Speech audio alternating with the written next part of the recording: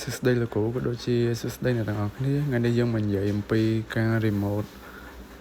Ubuntu server ពីម៉ាស៊ីន local របស់យើងទៅកាន់ E2C AWS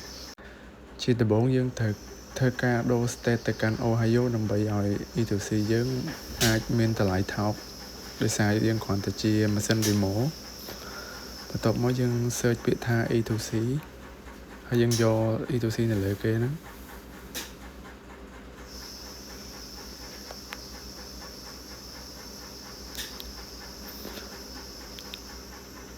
បន្ទាប់មកយើងយកពាក្យថា launch instance ហើយកន្លែងនេះជាកន្លែងដែលយើងបង្កើត instance របស់យើងឥឡូវខ្ញុំសូមធ្វើការបង្កើត instance ហ្នឹងខ្ញុំដាក់ឈ្មោះរបស់ខ្ញុំ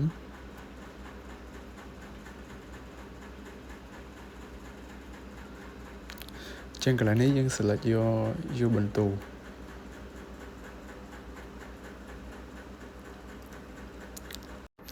ហើយកន្លែងនេះយើងយក server ណាដែល version ទាបជាងគេដោយសារវាអស់លុយតិច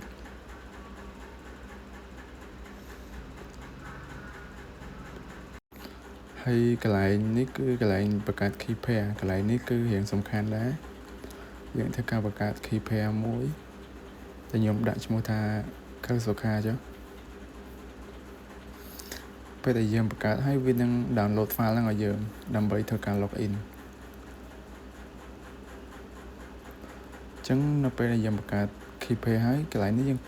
ត្រូវ allow port SH ដែរ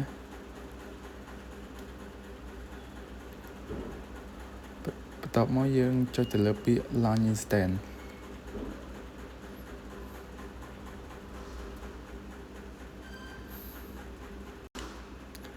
ចឹងយើងត្រូវចាំវារហូតដល់ instance យើង install បានពេញឥឡូវខ្ញុំចូលមកកាន់ពាក្យ instance ហើយនេះជា instance របស់ខ្ញុំប៉ុន្តែវាអត់ទាន់ install ពេញទេនៅយើងអាចឆែកវាកន្លែង status បានចឹងខ្ញុំសូមកាត់តិចឥឡូវខ្ញុំសូមធ្វើការចូលមកកន្លែង download ដើម្បីឆែកទៅលើ file មួយដែលយើងបង្កើត key pair មិញហ្នឹងគឺវា auto download ឲ្យយើងចឹងខ្ញុំសូមកាត់វាយកទៅដាក់នៅក្នុង desktop ទៅ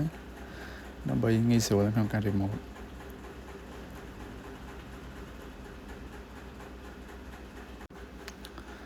ហើយនេះគឺ file ដែលខ្ញុំបានកាត់មកមិញឥឡូវខ្ញុំមក refresh នៅ instance របស់ខ្ញុំនោះយើងនឹងឃើញថាកន្លែង status check ហ្នឹងវាលោត3លើ3មានន័យថាវា install បានជោគជ័យហើយអញ្ចឹងខ្ញុំចូលមកកាន់ instance ហ្នឹងមកហើយខ្ញុំចុចពាក្យថា connect បន្ទាប់មកគឺខ្ញុំយកពាក្យ SH client ហើយកន្លែងនេះជាកន្លែងដែលយើងត្រូវការ connect ពីម៉ាស៊ីន local របស់យើងទៅកាន់ E2C ឥឡូវខ្ញុំសូមធ្វើការបើកជាមួយនឹង Gitbash កន្លែងនេះគឺយើងបើកជាមួយអីក៏បានដែរជាមួយ terminal ក៏បានជាមួយនឹង PowerShell ក៏បានឥឡូវខ្ញុំសូមធ្វើការ ls មើល file ដែលយើងបាន copy យកមកដាក់មិញហ្នឹងនេះគឺ file មួយនេះឥឡូវខ្ញុំសូមធ្វើការ clear ចោលហើយខ្ញុំ paste comment ដែលខ្ញុំបាន copy មិញហ្នឹង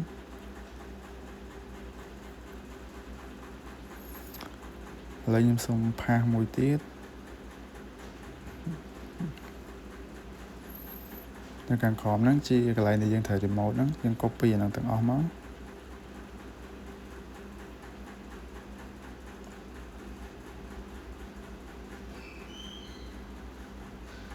ហើយយើងវាយពាក្យថា yes នោះការ remote យើងវាបានជោគជ័យហើយខ្ញុំសូមឆែក who am I គឺខ្ញុំនៅកំពុងតែនៅ Ubuntu server បន្ទាប់ពីយើង remote បានជោគជ័យឥឡូវយើងធ្វើការមករៀនអំពី tool មួយដែលមានឈ្មោះថា Tree ដើម្បីអាច install tool នឹងបានដំបូងអ្នកគ្នាត្រូវ run sudo apt update ហើយនឹង upgrade ជាមុនសិន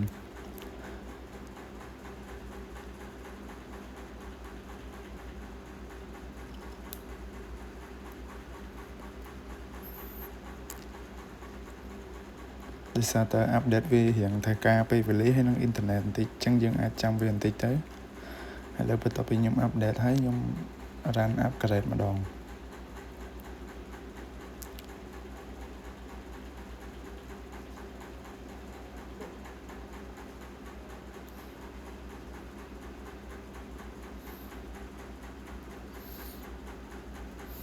ចឹងយើងអាចចាំវាបន្តិចឥ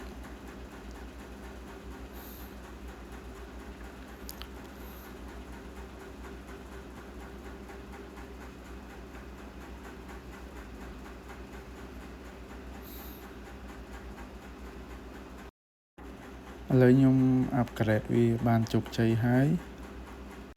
ខ្ញុំសុំធ្វើការ clear វាចោលឥឡូវខ្ញុំសុំធ្វើការវាយ command ដែលយើងត្រូវ install ហ្នឹងគឺ sudo apt install 3ដែល3នេះគឺជា tool ដែលយើង install សម្រាប់ manage ទៅលើ folder ហើយនិង file ដែលមាននៅក្នុងម៉ាស៊ីនរបស់យើងឥឡូវយើង install បានជោគជ័យហើយខ្ញុំវាយពាក្យថា3នេះតែប៉ុន្តែវានៅក្នុងហ្នឹងវាអត់មាន folder ឬក៏ file ទេឥឡូវខ្ញុំទៅ copy នៅ command mkdir នេះមានន័យថាគឺយើង make directory គឺយើង make ទៅលើ file folder អញ្ចឹងខ្ញុំគ្រាន់តែ enter ទៅយើងបង្កើត directory បានជោគជ័យហើយចំណុចបន្ទាប់គឺយើងត្រូវ nano file មួយដែលមានឈ្មោះថា text.txt nano ហ្នឹងមានន័យថាយើងបង្កើត file មួយថ្មីហើយយើង write នៅក្នុងហ្នឹងស្រាប់ហ្មងអញ្ចឹងខ្ញុំគ្រាន់ធ្វើការ paste មកអានេះសុំទោសដោយសារតែខ្ញុំច្រឡំដៃ control V មុនហ្នឹងខ្ញុំធ្វើការ paste មកបន្ទាប់មកខ្ញុំទៅ save អីមួយនៅក្នុងហ្នឹង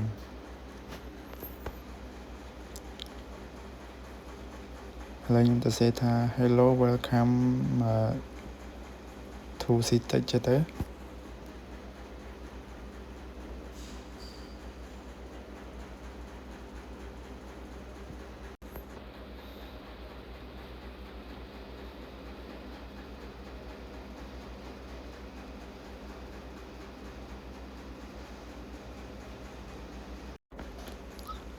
ហើយដើម្បីចេញហើយនឹង save បានអ្នកគ្នាគ្រាន់តែវាយ control X ហើយវាយហើយអ្នកគ្នាវាយ enter ចុច enter ទៅវានឹង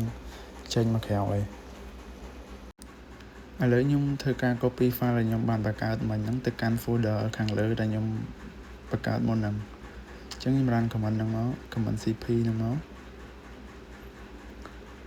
បន្ទាប់មកវា file ទាំងអស់ហ្នឹងវានឹងទៅក្នុងហ្នឹងទាំងអស់ហើយបន្ទាប់មក command តានេះគឺមានន័យថាយើងទៅ create file archive មានន័យថា file zip ហ្នឹងហើយបន្ទាប់មកគឺខ្ញុំធ្វើការហើយបន្ទាប់មកគឺខ្ញុំ run command នេះដើម្បី extract file ទាំងអស់ហ្នឹង file ពីរមិញដែលខ្ញុំបង្កើត file archive ហ្នឹងហើយចំណុចបន្ទាប់ហ្នឹងគឺខ្ញុំទៅ compress file ហ្នឹងម្ដងទៀតប៉ុន្តែយើងអត់ compress folder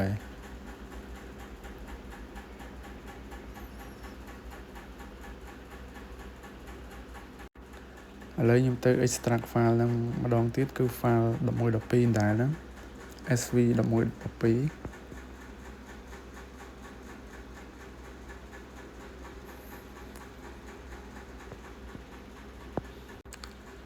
ហើយចំណុចទី8គឺខ្ញុំ compress វាទៅជា zip file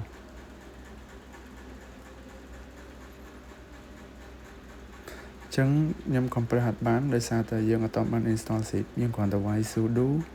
apt install zip មកយើងអាច zip file ហ្នឹងបានហើយ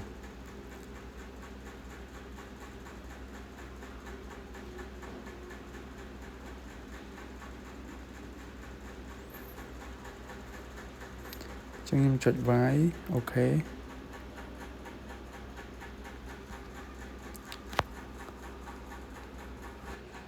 ឥឡូវពេលខ្ញុំ install zip ហើយខ្ញុំទៅ run command save វិញម្ដងទៀតឃើញថាយើង save វាបានជោគជ័យហើយចំណុចចុងក្រោយគឺយើងទៅ unsave វាវិញ